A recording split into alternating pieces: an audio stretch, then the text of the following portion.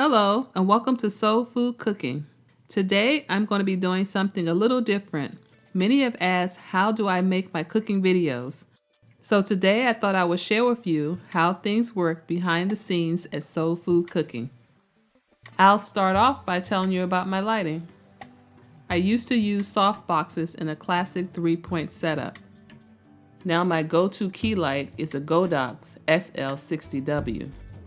It's very versatile in that it has a Bowens mount, which allows me to attach things like soft boxes, grids, gels, and these barn doors, which allow me to have a focused beam of light just where I need it.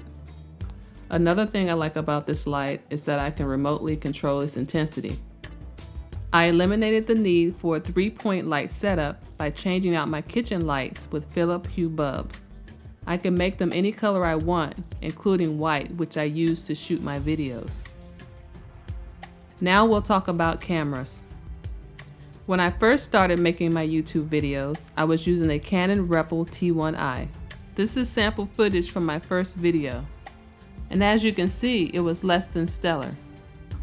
So I didn't make another video for another 6 months until I bought my new camera, the Canon 70D. I've used the 70D for the past 3 years and it has pretty good video quality. I still use it to shoot my B-roll, but I recently purchased the Canon 90D.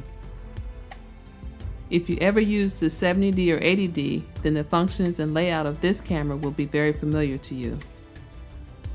The only thing I don't like about using this camera is that my old eyes can't see the little screen. I had a really hard time seeing if my videos were in focus. To solve this problem, I put a 55-inch monitor on a rolling stand and I plug it into my camera via the USB port. I really like the idea of seeing how my videos look before I start the editing process. Another tool I use is the C-stand. I attach my old camera to its arm.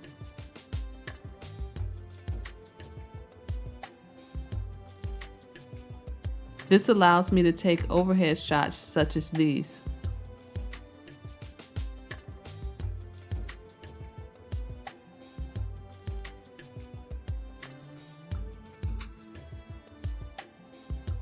My last favorite gadget is this photographer's turntable. I use it to take my spin shot, which so many viewers look forward to. After all the cooking is done, I take my footage and head to the editing bay.